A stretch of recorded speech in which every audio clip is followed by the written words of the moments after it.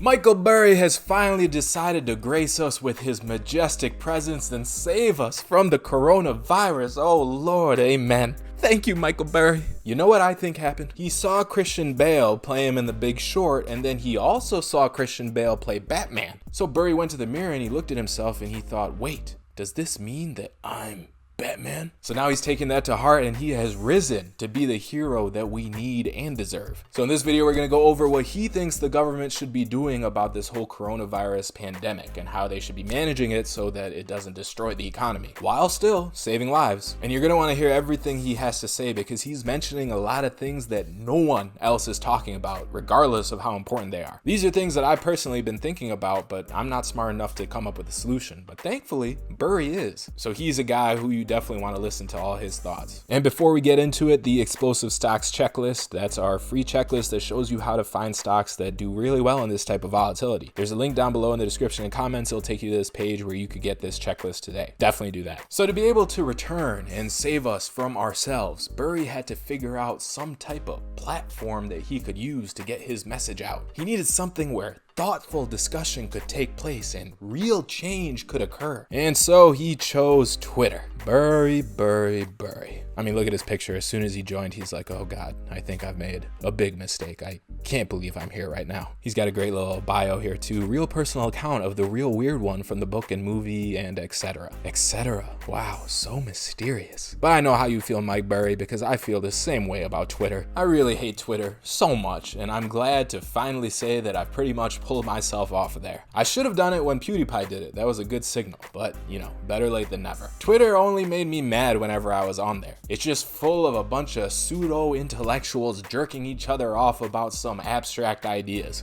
Oh, that's such a good idea. Oh, the growth potential. Oh, it's gonna change the world. Just all day, every day. That's all it is. And they'll be talking about something like direct-to-consumer vegetable seeds, so you can grow your own garden. And sure, we've all had access to vegetable seeds for forever, but now this time is different because we've rebranded it. It's not just boring old vegetable seeds, it's super seeds. And we spent hundreds of thousands of dollars on the marketing. So now everyone is definitely gonna grow their own gardens and the food supply chain will be changed forever. We just changed the world. It's so stupid. And I swear being a venture capitalist today is all about how much you can tweet. I don't know if any of these guys are actually investing in any companies or helping their portfolio of companies do anything useful, but they sure can shoot off 40 tweets a day. It's all just talking on Twitter, no actual doing. And then there's a bunch of defensiveness about how that talking is actually productive and it is changing the world. But no, it's really not. So you could see it in Mike Burry's eyes. He's only going to be on Twitter for a short while because this was the best choice of all the worst options, but he's going to be out of here. So let's enjoy him while he's here. So Bloomberg had an article on him and they actually had an email exchange with him too to kind of explain what he thinks should be done about this virus. So interesting thing about Michael Burry, he's actually a doctor. And then he turned into an investor when he realized how much money he was making in the markets versus, you know, helping people. Not to say that us investors don't help people, but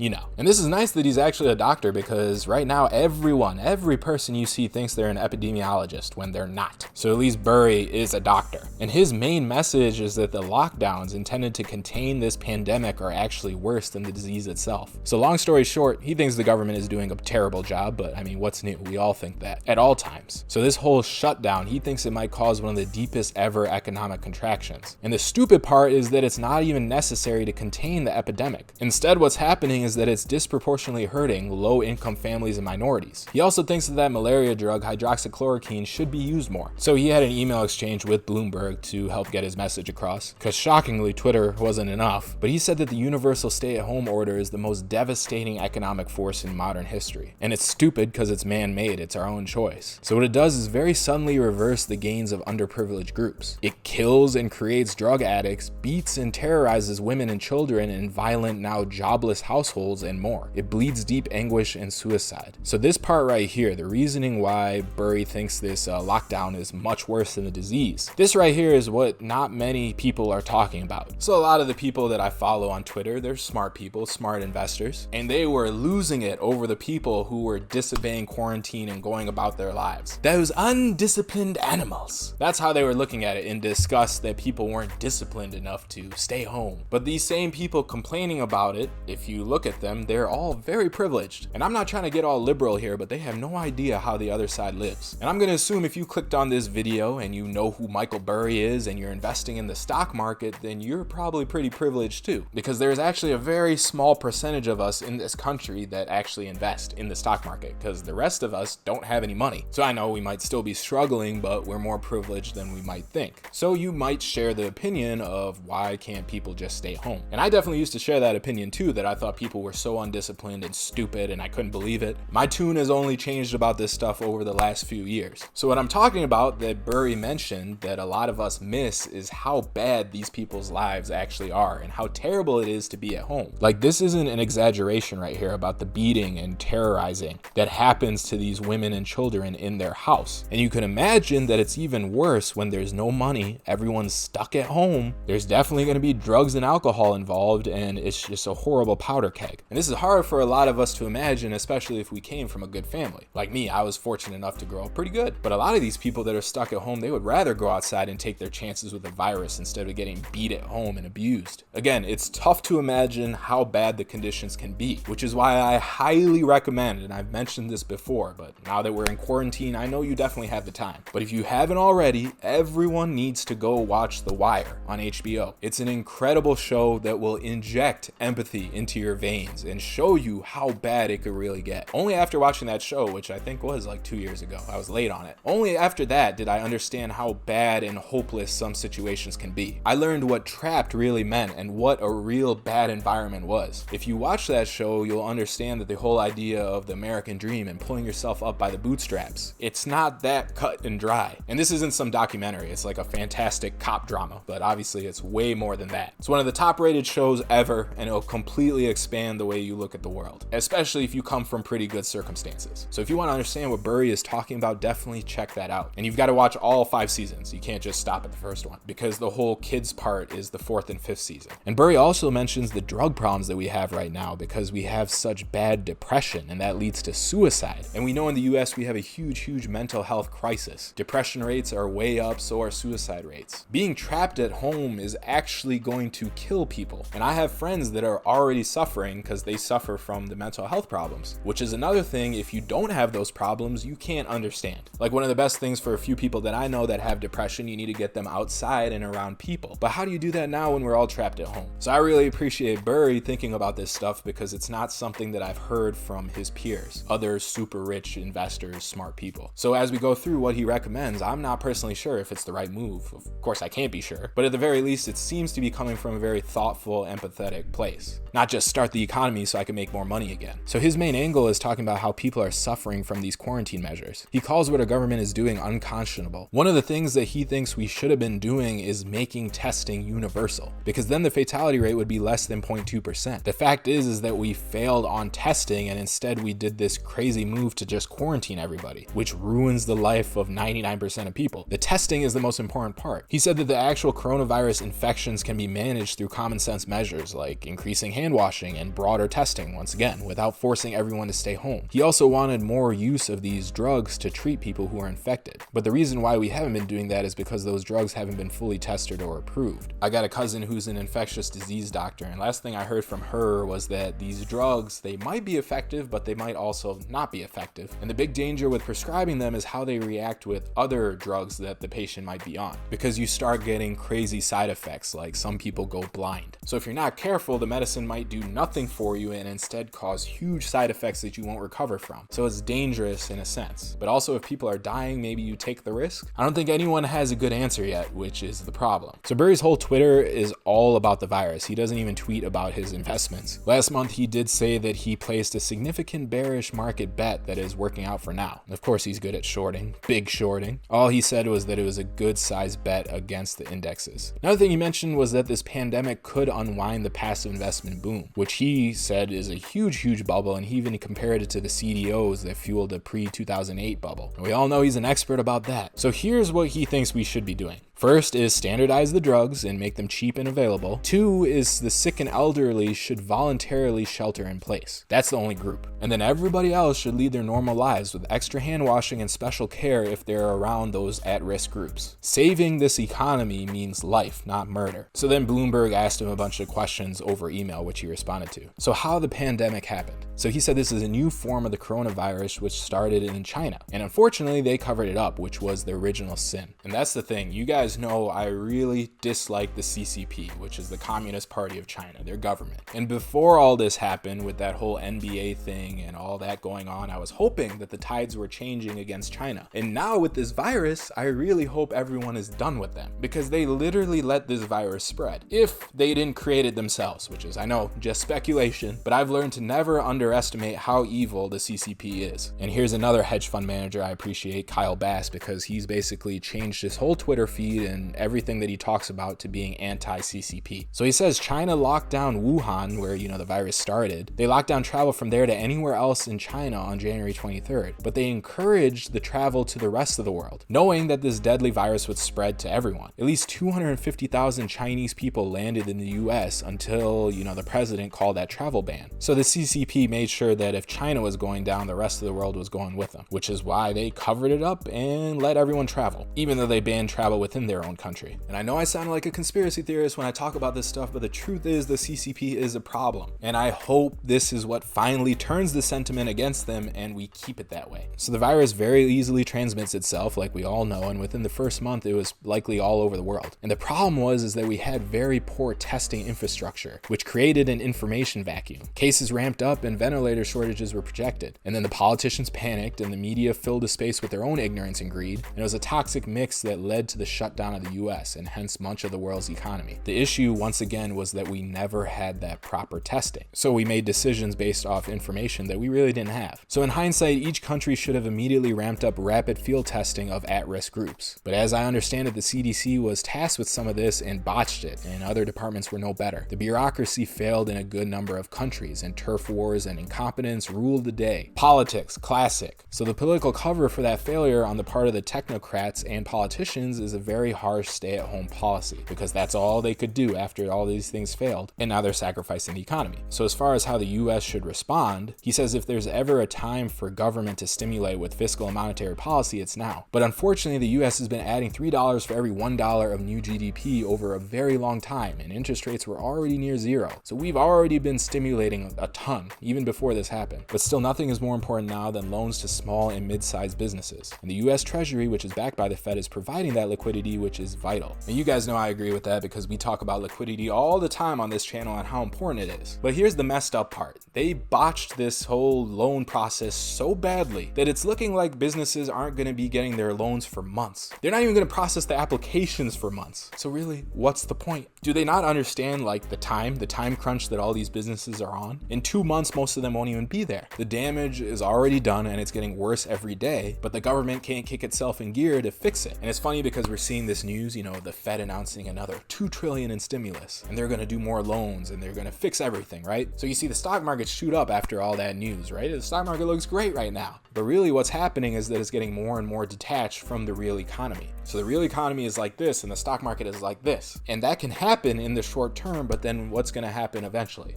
Eventually the stock market is going to collapse back down to what's actually happening, because the stock market is a confidence game. So when the Fed says all these things and they announce all these policies, yeah, people feel good about the future, but then you actually got to see that future play out. And as time goes on with all these things being botched, that positive future isn't playing out. So prices got to correct themselves again. And it's just so stupid. Has anyone gotten their stimulus check yet? Where's the money? How are people going to live? It's so stupid. Anyway, as far as potential treatments, he says that it's pretty clear that the hydrochloroquine is doing something good for many of the patients. So it's standard in medicine, because he's a doctor, so he knows this, to have a placebo-controlled double-blind study, but there's no time for that right now. The technocrats at the top are getting it wrong. Do the studies and make the vaccines, but allow doctors to have what they feel is working right now. Let them be the ones who are making the decisions. Don't take the tools or the drugs out of the treating doctor's hands. Trump should be using the Defense Production Act more liberally in this area. That's another thing I'm confused about with the Defense Production Act. If Trump can make these companies companies start making things that we need, why isn't he doing it? Because all these people in the healthcare industry still don't have their personal protection equipment. So the question is, are these companies so poor with their supply chains that they can't switch their factories to creating this stuff? Or is it that they're not properly motivated? I think it might be the latter, so Trump should take over. And as we already explained before, a more nuanced approach would be for the at-risk groups, the obese, old, and already sick, to shelter in place. And then we should execute mandatory testing and then ID and track where it's necessary to allow society to function. I don't know what ID and track actually means, so I wonder how that would play out. But again, Trump should get the massive contract manufacturers like Flextronics to start making testing machines. And he can do that with the Defense Production Act, which he is not doing still. So Burry would lift the stay-at-home orders except for the known risk groups, especially for the young and healthy whose lungs tend to be resistant. So he thinks that you should let the virus circulate in the population that's not likely to get a severe disease from it, because vaccines are not coming anytime soon, so natural immunity is the only way out for now. That's that herd immunity that we've heard about. And one of the problems with coronavirus is that it's not known for imparting enduring immunity, and that's going to be a huge challenge. So my cousin, the infectious disease doctor, she actually has coronavirus. She's okay, but she's waiting to get back to work and she needs to get tested, right, before they send her back to show that she's all clear. But the issue is that that immunity that she's about to develop might only last 8 weeks. That's the last thing I heard from her. And then you can get sick again. So how do you fight something like that? So he says it seems that the genetic code is relatively conserved and this will help the development of a vaccine, but we're still looking at the end of the year for that to happen. But he is bullish on the world because it's an innovative place and he expects many effective treatments, both new and repurposed, shortly. The question will be regulation, expense, and availability, which, you know, as soon as the government gets involved, it's going to be botched. So he thinks in the future, countries are going to look to bring their supply chains home, and many employees will need to retrain with higher costs. And when we start working and playing again, inflation may be there waiting for us. And the other big thing is that consumer behavior has completely changed now, and that's going to drive a lot of business churn. So a big thing this virus has shown is how fragile our global supply chains are. And I know these companies built the supply chains this way knowing that they'll probably get a bailout. The thing is, with any system, you need to leave some slack in it. You can't be running a system at full capacity, because if anything breaks down, anything minor, the whole thing falls apart. Leaving that slack is what saves you in those periods. But it looks like our companies have gotten used to running it at full capacity constantly, with fragile connections overseas. And now when something like this happens, it's all ruined and we can't get what we need. So hopefully, to prevent that in the future, because this period has been so devastating, they're going to bring their supply chains back home. And that is once again something I'm excited about, because that's going to really hurt China. And that's going to take a lot of the power away from the CCP, because we've done videos about China before and we know that they are a house of cards and they're very dependent on the outside economy. They are not self-sustaining. The US is the most self-sustaining economy there is in the world. So if we take away our money that we're sending them and we stop exporting all this stuff, they are going to suffer way more than we are. And that's what the world really needs to do to cut China out until their government changes. And then the thing that he was saying about new consumer behaviors, yeah, it's definitely a change that we're going through right now. And consumers aren't going to be the same coming out. It's like after the Great Depression, no one trusted banks and everyone saved lots of food, everyone became hoarders. I'm not saying that's going to happen, but you will see some shifts in the way demand works. Because now you got this whole generation thinking, well, what if we have another pandemic? What am I going to do? I better actually plan for that. Especially as we see how bad the government is botching it this time. They say you're getting help, but are you actually going to get help? Is anyone getting money? Really, all that's happening is that we're trapped in our houses. So we don't know for sure, but of course that's something we should keep an eye on. It's funny, I thought I read somewhere or I saw this tweet from Michael Burry, but I can't find it, so maybe I imagined it. But he said something like, back in 2008, I didn't have any friends in the government and no one listened to me. He was talking about the crisis. Then he says, today, I have a lot of friends in the government, but no one's listening to me. And that's the story of our lives, right? With the governments that run stuff, it's all corrupt, it's all a mess. But we do what we can and try to make money where we can. And if you're looking for a good strategy in the stock market, check out that explosive stocks checklist today. That link is down below in the description and comments. It'll show you the strategy we use to find stocks that do pretty well in this type of volatility. Definitely go check that out because you don't have anything to lose. And make sure you subscribe to this channel so that you don't miss our future videos, which are coming. So subscribe and I will see you in the next one. Stay fallible out there. Bye.